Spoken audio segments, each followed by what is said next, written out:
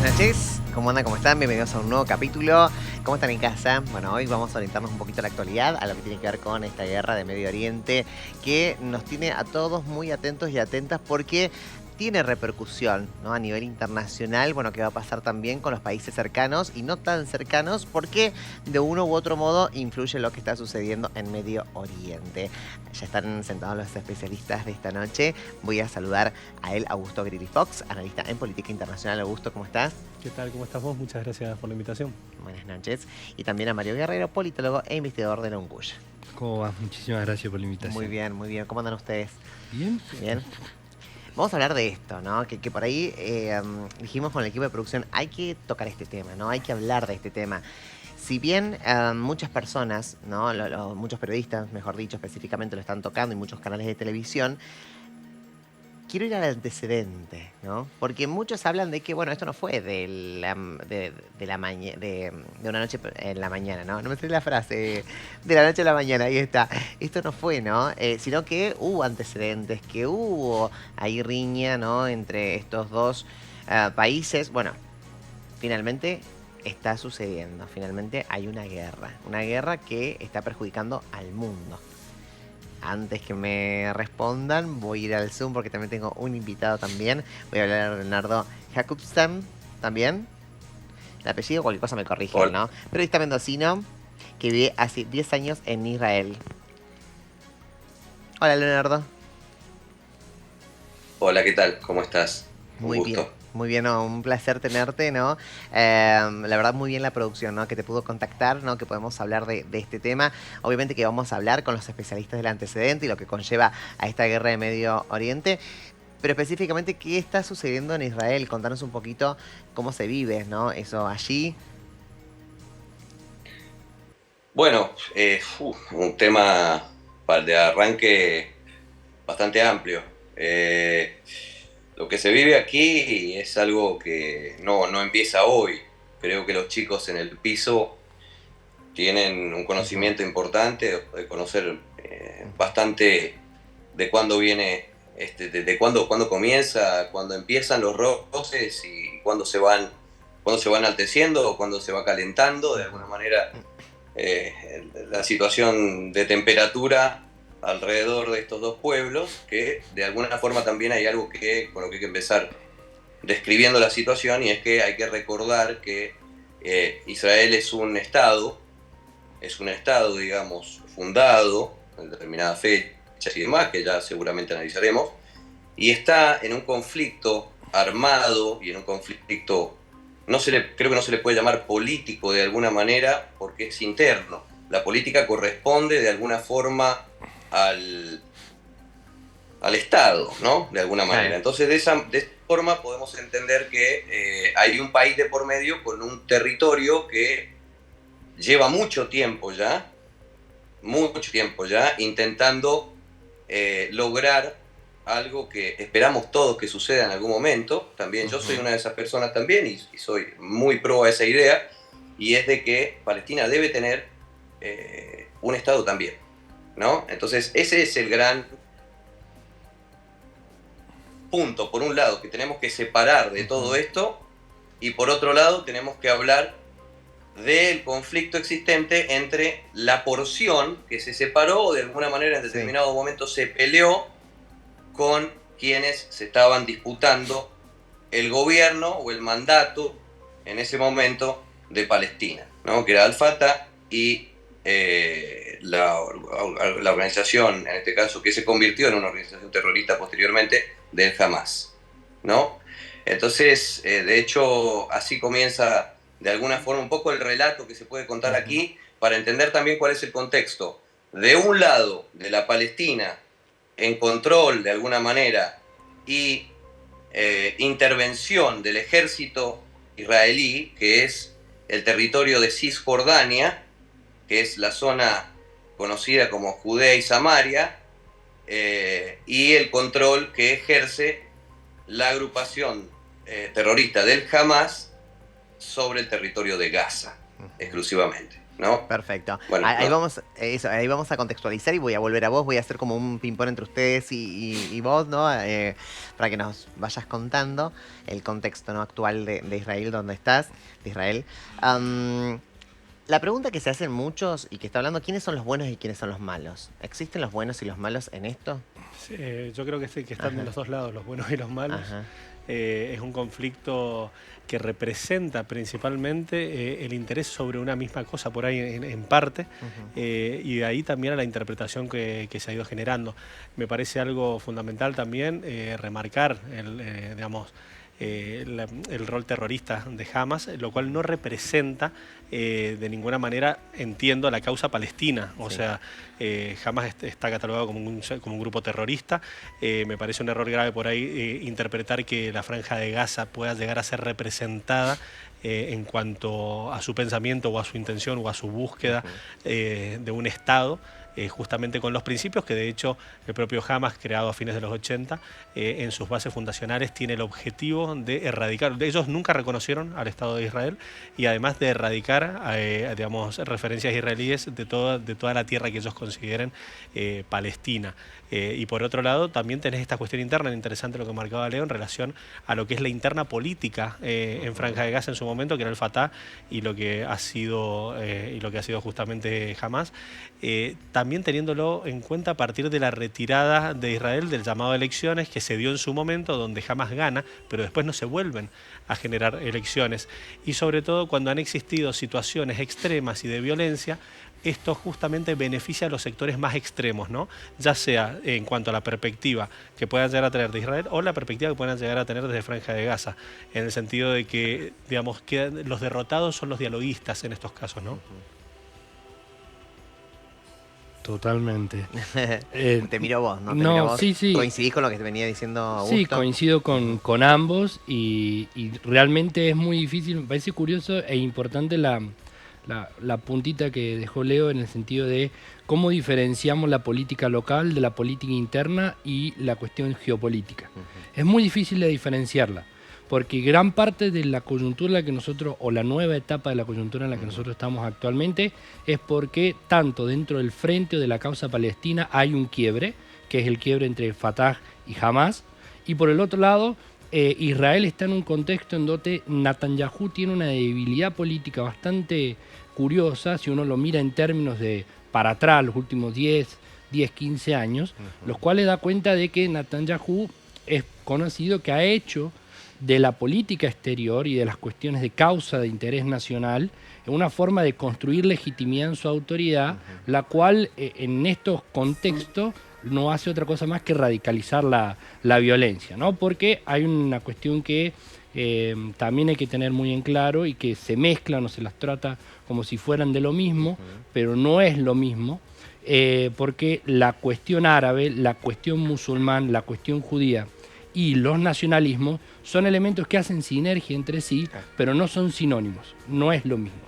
Lo que sí funciona como combustible para prender fuego aún más en contexto de alta violencia que dificulta fuertemente la posibilidad de construir consenso, porque esto cómo se radicaliza particularmente en la Franja de Gaza a partir de la crisis 2005, 2006, 2007, en donde Fatah se termina retirando de la Franja de Gaza porque hubo un enfrentamiento armado frente a la ruptura del gobierno de coalición o de consenso que se intentó construir, que hizo que la Franja de Gaza quedara en manos de Hamas y Cisjordania, como bien hacía la aclaración Leo, quedó en manos de la autoridad palestina o que son el Fatah.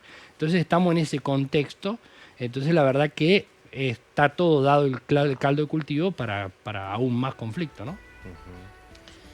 Ahora sí, un poquito, Lea, contame cómo está el país, ¿no? Frente a esto. ¿Cuál es la reacción de la gente? ¿Tiene miedo, no tiene miedo? Bueno, justamente ayer hablaba aquí con gente conocida en relación a lo que uno está sintiendo en este momento, que es de alguna forma bastante inconsciente para aquellas personas que tienen un entendimiento del conflicto, que ya han pasado algunas situaciones conocidas en los últimos 10, 15 años en el país, que ya han pasado algún tipo de algunas de las operaciones que se produjeron del ejército ingresando a Franja de Gaza, que cada vez que ocurre eso es terrible lo que sucede verdaderamente, porque hay que entender que de este lado se produjo una masacre, pero con mayúsculas. No hay otra manera de describir una masacre, como sigo repitiendo, al mejor estilo medieval, ¿no? Y realmente, a partir de eso, un Estado como el Estado israelí, que de alguna manera ha tenido muchas fallas desde el punto de vista político, a mi entender, desde este lado, como ciudadano de este país desde hace 10 años, y entendiendo también desde fuera del país por cuestiones de país, el entendimiento del país y de la historia y demás, entender que Netanyahu en este momento tiene el porcentaje más bajo de imagen pública que puede haber logrado en toda su carrera. Esto verdaderamente ha sido un revés muy fuerte, de knockout, diría yo, para el país y para el gobierno actual. Esto va a cambiar definitivamente en el momento en que esperemos avance un poco la situación, pero definitivamente se sabe que en algún momento aquí las cosas se tiene que dar un cambio muy grande en el gobierno. De todas maneras, para salir un poco de ese lado y de lo que critican también las construcciones en territorios ya entregados en determinados momentos de la historia, como la zona de lo que es denominado el West Bank, ¿no? En el territorio de Jerusalén y todo el territorio intervenido por el ejército israelí, donde se siguen llevando a cabo construcciones y asentamientos y demás, que es una política que ya está totalmente criticada incluso por el gran porcentaje de la población israelí, ¿ok? Porque verdaderamente eso fue para los grupos existentes del otro lado de la frontera, en Hamas, por ejemplo, en Gaza, eso fue durante mucho tiempo y sigue siendo la bandera por la cual se lleva a cabo una lucha para recuperar un territorio, que es una cuestión de usurpación. Pero desde este lado nunca se produjo realmente un detenimiento de esos asentamientos para demostrarle al mundo que realmente esa no era la excusa. Porque si los de esos asentamientos en algún momento se hubiesen detenido, de alguna manera los bombardeos hubiesen seguido existiendo. ¿Ok? Entonces, cuando uno piensa de esa manera, sucedió cuando se devolvió Gaza, sucedió cuando se sacó a los colonos judíos del territorio de Gaza, que también fue un conflicto interno terrible, porque hubo prácticamente una guerra civil, con civiles, literalmente, porque esa gente no quería irse de ahí. Y sin embargo se sacó a la gente, se devolvió el territorio con la condición de que no se volviera a atacar desde ahí, que hubiese paz de ahí en adelante y ellos arreglaran sus situaciones políticas internamente, lo que nunca sucedió. Se quedaron dos partes del territorio divididos por dos facciones muy diferentes y finalmente actualmente vemos lo que vemos la situación que estamos viviendo actualmente, con una situación de los ciudadanos normales.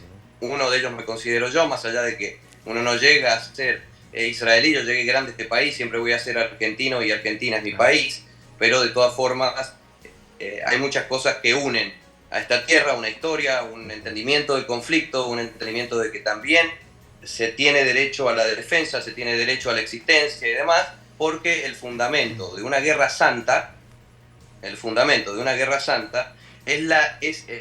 la eliminación final de la facción a quien declaro guerra santa. Eso significa la eliminación y el borrar de la faz de la tierra y del territorio a quien tiene un Estado lógicamente logrado con derechos también logrados de esa manera y votados internacionalmente con un voto unánime, no, prácticamente unánime, desde el momento en que esto empieza a escalar profundamente, hasta el día de hoy.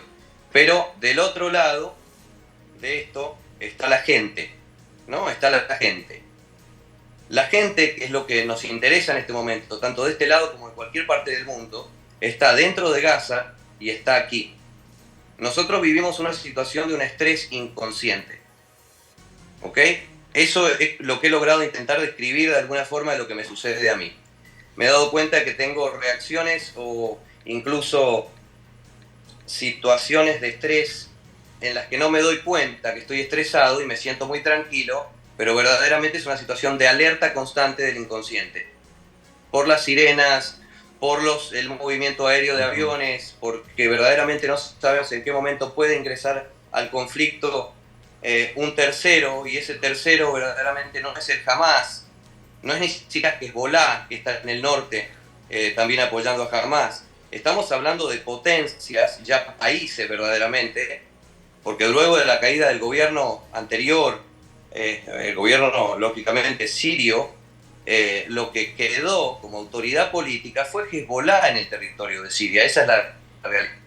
Entonces, también se produce acá un conflicto importante, un temor muy grande de la población a que grupos con un pensamiento extremista muy parecidos al del Hamas intenten utilizar un armamento que hasta el momento sabemos que no han utilizado. ¿Sí? El Hamas tiene armamento más pesado. Eso está lógicamente chequeado, los chicos por supuesto lo pueden corroborar. Hamas tiene un armamento que no tiene el Hamas Hezbollah tiene un armamento que el Hamas no tiene por una cuestión muy sencilla de importación-exportación, a la cual Hezbollah tiene una puerta mucho más abierta que el Hamas desde Franja de Gaza y con algunos países que soportan esa situación. Entonces, lo que pasa actualmente en el norte, y perdón que estire mucho, sino que quiero dejar este punto un poco claro para lo que sentimos desde aquí, es que se está generando una provocación constante. Esa provocación constante es para generar lo mismo que se produjo hace muy poco, cuando se atacó directamente y se acusó al Estado de Israel de haber lanzado o bombardeado un hospital en Gaza. Entonces, lo que aquí sucede es que hay una guerra, no solamente aquí en el territorio, sino que esa guerra es a nivel global actualmente, desde el punto de vista de medios de comunicación, de qué noticias llega primero y qué es lo que entiende el mundo dentro de una gran confusión, de un conflicto que lleva mucho tiempo para entenderlo muy rápidamente. Entonces, el gran temor que tenemos aquí es que en este momento particularmente, más allá del análisis histórico y demás, es que Hezbollah, sabemos que hay una provocación muy grande para que Israel ingrese a Franja de Gaza ya definitivamente, sin esperar a que la población termine de trasladarse al sur, cosa que también se proporcionó al mundo de una manera muy abierta, que fue que Israel también había bombardeado la avenida.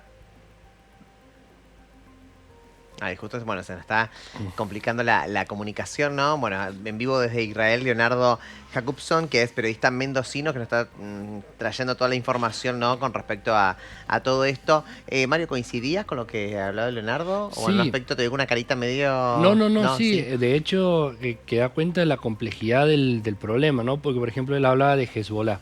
Y Hezbollah, por ejemplo, es reconocido también como un grupo, como una organización terrorista, pero, por ejemplo, en el caso del Líbano, está organizado como un partido político.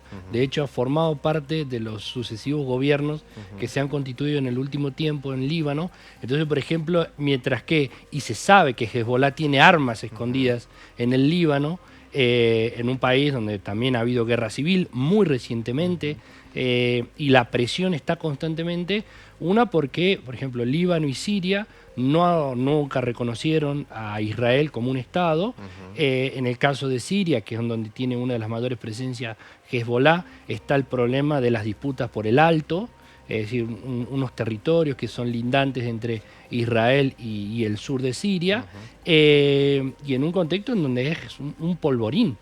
Entonces las tensiones, las provocaciones son desde la cotidianidad, con la manera en la que se hace controles de seguridad, patrullaje y etcétera, hasta el punto de estas consolidaciones de actores que vos no sabés si terminan estando de este lado o del otro, y el tipo de presencia que tienen, donde uno están fuertemente institucionalizados, son un partido político, van a elecciones, y por el otro lado son clara y netamente un actor terrorista. Entonces es un escenario bastante complicado de pensar. ¿Qué pasa con la ONU? Digo, ¿interviene, no interviene? ¿Puede intervenir? En la ONU, de hecho, Guterres creo que fue, como secretario general, creo que fue uno de los primeros actores políticos internacionales en manifestarse, en pedir el cese del fuego, en pedir que se abriese la ayuda comunitaria.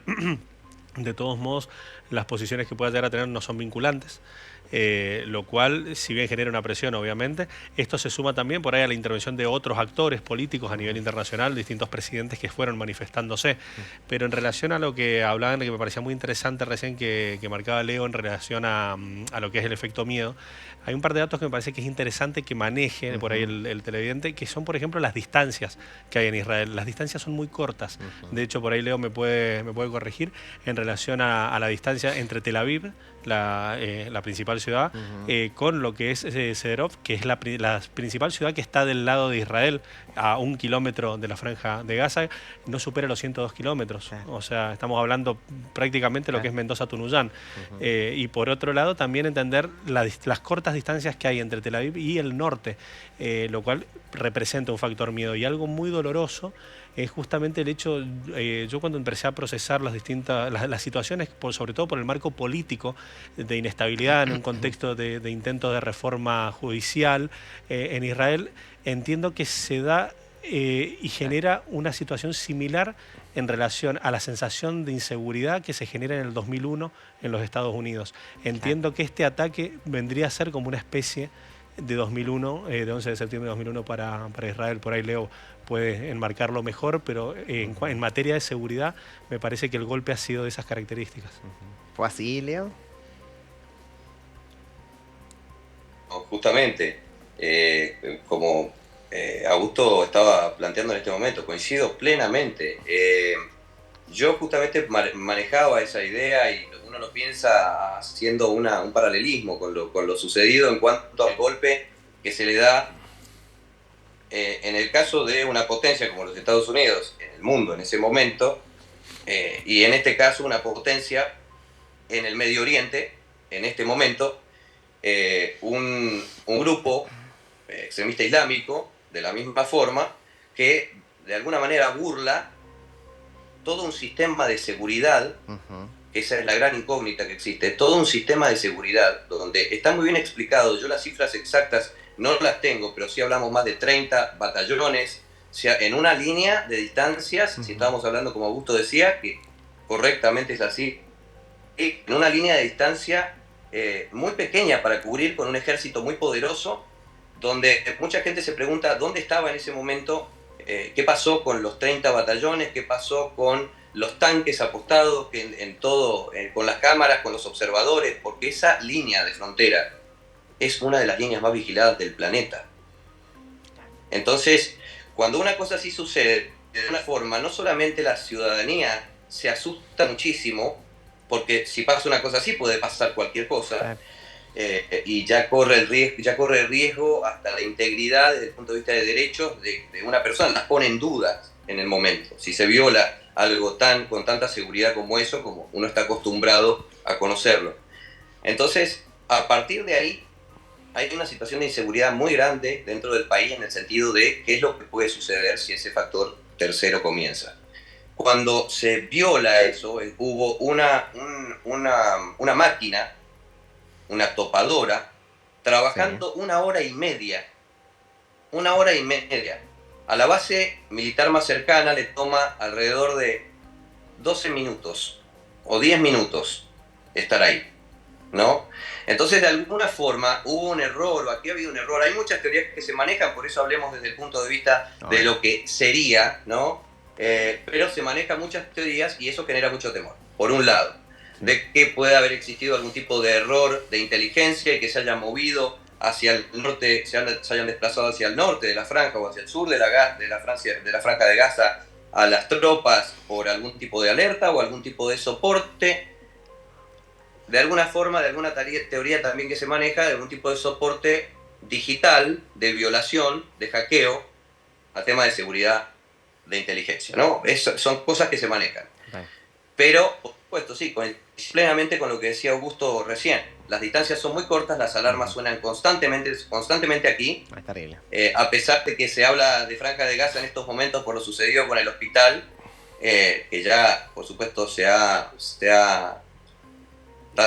el error de despegue, no de despegue, sino de caída y dirección del misil lanzado desde la misma Franja de Gaza, pero sé que se ha desviado mucho la atención de eso, pero aquí siguen lloviendo misiles, ¿sí? Siguen lloviendo misiles. Sí, desde sí. el norte, desde Franja de Gaza, y sobre todo cuando el presidente Joe Biden hizo pie en el país, se fue de alguna forma a cualquier lado la cumbre, no salió el plan, y se reunió finalmente con Netanyahu, que eso ustedes por supuesto deben manejarlo seguramente, donde lo único que generó de alguna forma esa reunión fue manifestaciones alrededor del mundo y bastante violentas. Entiendo que básicamente también, y me da mucho temor porque tengo familia en Mendoza y en Argentina, manifestaciones e intentos o advertencias de atentado, de bombas, Sí. en la embajada. Entiendo, en la embajada de la misma manera que en el pasado, ya conocemos la historia, y también en los Estados Unidos más o menos al mismo tiempo.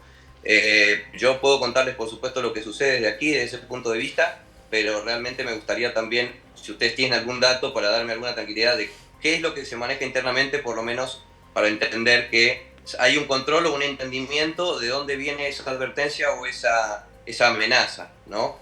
Pero bueno, para cerrar un poco eso que me preguntaban recién, entiendo que en este momento lo único que se está esperando es que Hezbollah no utilice algún armamento que tiene un alcance mucho mayor de distancia, y ahí unimos un poco el tema, mucho mayor de distancia, y que puede llegar tranquilamente a zonas como esta, donde estoy yo ahora. Yo estoy en una ciudad que se llama Netanya, que está en el centro del país, pero exactamente en el corazón, sobre el Mediterráneo, la costa. Esta es la única zona verde, desde que empezó todo esto, desde ese día sábado de la mañana tan trágico hasta el día de hoy, no hemos recibido una sola alarma. Una sola. Pero evidentemente es porque el alcance aún no está hasta el centro, hasta esta ciudad. Todo lo demás ya está rodeado y en peligro. Si Hezbollah utiliza algún armamento más pesado, lo más posible es que, así como caen algunos misiles, que el domo de hierro, que es un sistema de seguridad que utiliza este país, o la cúpula de hierro que utiliza este país para poder eliminar misiles o amenazas y dejar caer aquellas que no tienen sentido en campo abierto, seguramente algunos, como han caído en ciudades como Rehovot, en ciudades como Tel Aviv, en ciudades que es muy raro, sino en situaciones muy críticas, que suceda una cosa así. En el pasado ya hacía mucho tiempo que no sucedía, y si esos misiles se filtran, que son de un menor calibre, con un armamento más pesado, eso puede generar una catástrofe increíblemente mayor. Total. Y eso va a ser el ingreso de alguna forma de potencias extranjeras en el conflicto, y ahí es donde todos entramos, no solamente los que estamos aquí, sino ustedes allá y en cualquier país del mundo. Total. Muchísimas gracias, Leo. No quiero ocupar más del tiempo, se nos está acabando el tiempo también del programa. Así que muchísimas gracias por traernos toda la información desde Israel. Sí, perdón chicos, no sabía el tiempo que teníamos, no sé si los Tranqui, chicos... tranqui. La tuya es la primera vez acá en el programa, ellos ya vienen, ¿no? Habitualmente, así que no te preocupes, ¿no? Bueno, soy el único invitado. Claro. Excelente, muchas gracias. Era la primera vez, ¿no? De Lea, así que sí, la primera vez, viste que siempre uno de Leo, ¿no? Siempre la disfruta más la primera vez. Vamos. Okay. Chao.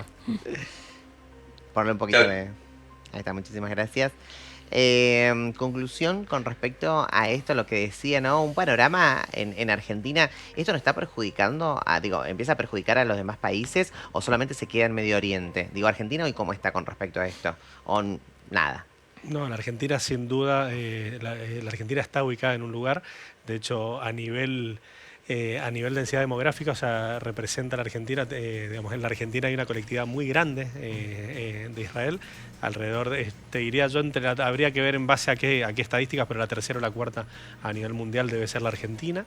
E indefectiblemente esto es un detonante, así como se empezaba a especular con la guerra de Rusia y Ucrania e impactó a nivel global, esto va a impactar a nivel global. Y algo por donde por ahí amplió un poquito más en relación a lo que Leo planteaba muy bien, muy claro, es justamente el riesgo de una regionalización de este conflicto, que es a lo que él hacía referencia hablando de una intervención armada por parte de Hezbollah. Hay también algunos planteos en los cuales Irán ha hecho algunos llamados de atención. Entiendo desde mi perspectiva que esos sería ya algo irreversible y gravísimo la intervención de Irán en este conflicto. Y es ahí donde yo creo que está el riesgo y el peligro más grande, ¿no? Y es donde creo que justamente los actores internacionales deben jugar un rol de mediador, pero con una gran convicción, o sea, estando presente en el territorio, tratando de magnificar el riesgo que representa a las autoridades y a los responsables. Muchísimas gracias, Augusto. Por favor. Mario. La verdad que es algo bastante complicado porque, como bien hacía mención Augusto, Irán ya tiene una asociación con, por ejemplo, con Hezbollah. Entonces, la presencia que tienen los actores regionales, principalmente Arabia Saudita e Irán, que son los dos grandes, como que los dos pesos que dan gravitación a la política regional, de alguna manera u otra están involucrados. De hecho, hay un nivel de asociación que uno empieza a tejer y definitivamente puede ver cómo es que, por ejemplo, Estados Unidos tiene relación con Arabia Saudita, la importancia que tiene como socio. De hecho, por ejemplo, hay mucha crítica hacia el interior de la Unión Europea del tipo de vinculación que tiene, cómo es que se financia, qué no se financian. Porque, por ejemplo, en el caso de la Franja de Gaza, todo el precario sistema de salud y educativo estaba sustentado por base de la presencia de ONU en el territorio, y ONU ya salió a decir que no puede seguir garantizando absolutamente nada de eso en los términos que está evolucionando el conflicto. Entonces estamos hablando de una situación de crisis en donde un montón de estadísticas realmente son preocupantes, porque al menos el 50% de la población en la Franja de Gaza son menores de 19 años, es un estado de precariedad, de pobreza, de poca accesibilidad a bienes de servicios como salud, electricidad, agua, en fin. Yo entiendo, y lo que veo tristemente es que en el corto plazo las dinámicas de violencia se están radicalizando cada vez más. Es latente la posibilidad de intervención de otros actores en un contexto en donde la intervención, lejos de traer una base de consenso, de diálogo y resolución diplomática de lo que está pasando, Trae más conflicto. Exactamente. Muchísimas gracias. No, por favor. A ustedes en casa, muchísimas gracias por estar esta noche. Bueno, una noche donde teníamos que informarnos. Nos toca en alguna parte, ¿no? Más allá de lo político, más allá de lo internacional, ¿no? De la parte de seres humanos, de seres vivos, ¿no? En este planeta Tierra, ¿no? Hay seres que están sufriendo, están quitando la vida, con lo que implica eso, con lo grave que implica eso. Gracias por reflexionar junto a nosotros. Hasta mañana, chao.